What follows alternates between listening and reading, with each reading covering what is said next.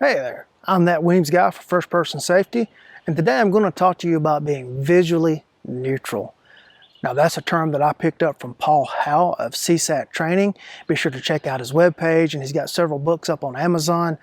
Give them a read, it's good information. Visually neutral refers to not presenting a threat to responding law enforcement in the wake of a defensive use of firearms or an active shooter event.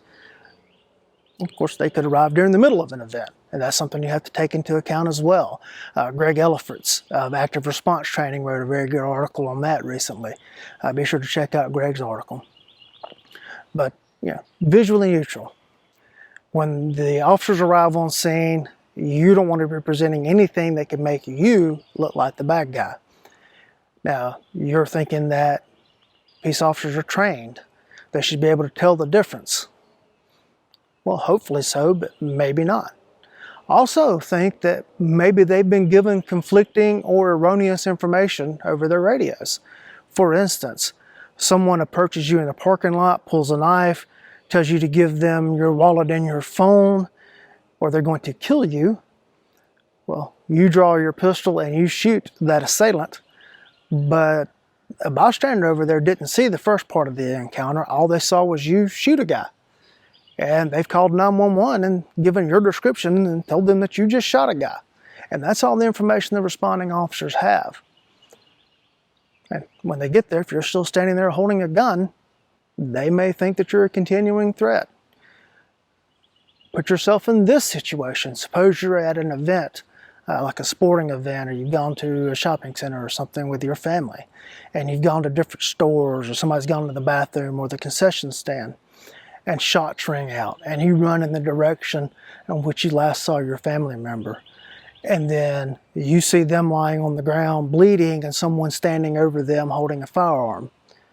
What are you likely to think at that point, or to presume, and how would you react? Okay, that's the same position that officers are in when they respond. I'm going to play a video here in just a second of some officers responding to an incident in Toledo, Ohio, in which there was shooting at a block party. And I want you to put yourself in the shoes of those officers as they arrive. What's going through their head as they jump out of their car and as they start moving through crowds of people running towards them, screaming, more shots continuing to fire. And suppose all of a sudden they were confronted by someone holding a firearm.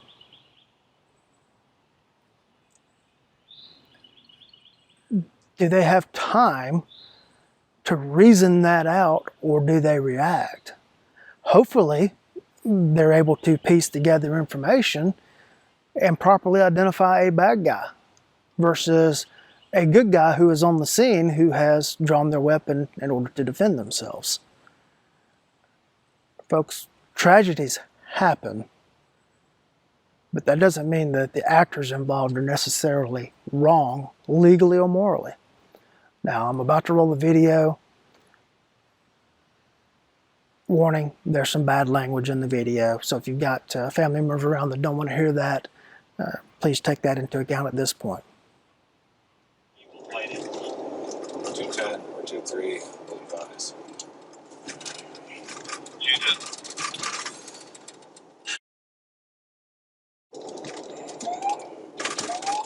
It's like right up here.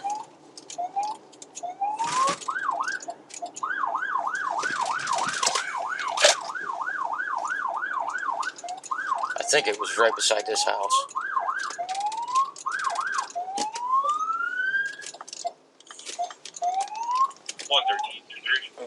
Like this though.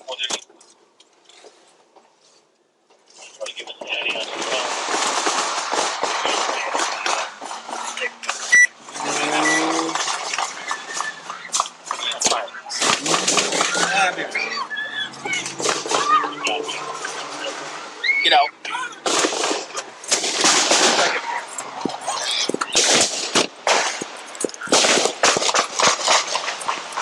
Go! Find cover! Do it!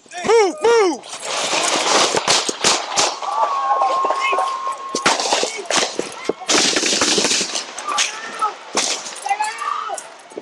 there, to the right. Show me your hands. Don't move. Don't move. Don't move. There's shit right there. Right.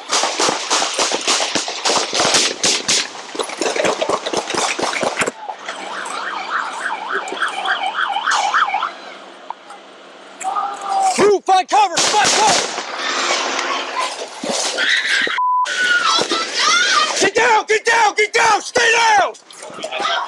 We got multiple shooters everywhere.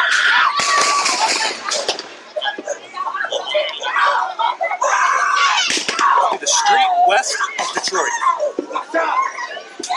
Stay down. Stay down. Everybody stay down. Where?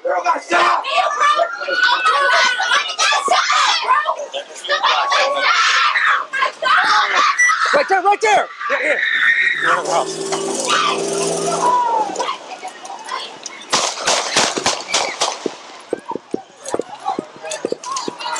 Stay down. Stay down.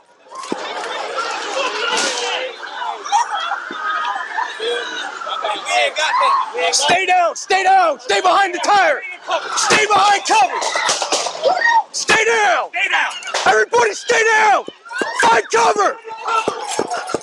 Get behind the car. Behind the car.